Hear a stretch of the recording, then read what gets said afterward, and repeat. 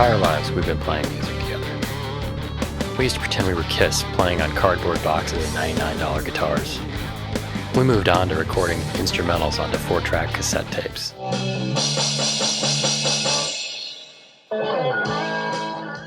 We paid our dues in bar bands, playing a little bit of what we wanted, but a lot of what the audience wanted.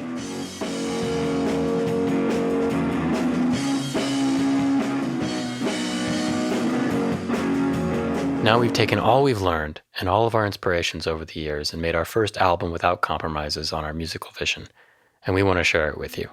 It's something we're proud of. We're producing this record on vinyl. Why are we doing this? Well, I'm doing it because it's part of the analog ethos. This whole studio that I'm sitting in now, and the whole idea of doing these kind of recordings ourselves. I try not to use software to emulate things that can be done in true analog hardware. If I could have afforded and had the space for 16-track tape in here, I'd have done it.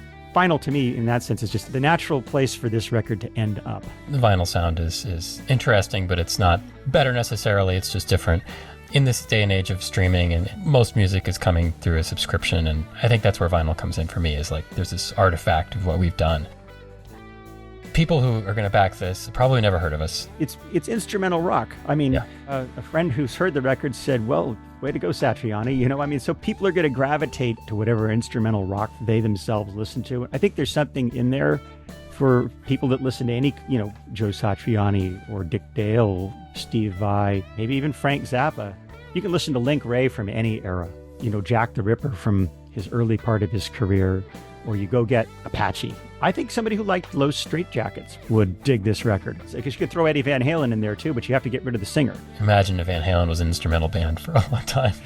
The guitar-wise, at least, it's not as chopsy. Yeah, it's not a shred. It's not a shred record. Shred record, exactly. I think there's a little bit of the 80s Rush influence too in the synth songs, and that probably comes from me. We call this record a progressive surf record. It's kind of a cinematic record in a way. It feels like the soundtrack to something to me. A surf movie or a comic book or something. Yeah.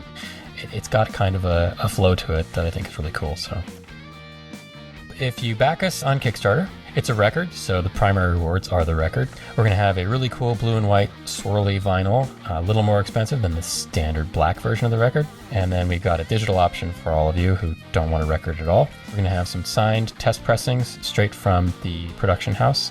And beyond just normal records, we've got a guitar lesson, a bass lesson, a drum lesson from either of us. Above that, buy us as a band for a song. If you've got an idea for a melody, if you've got some lyrics that you want to sing, it'll be your song with us as your backing band. So that's at the highest level. We hope that you enjoy this record and find something in the rewards that you like. We thank you for backing us. We really appreciate our listeners and the opportunity to make music for people.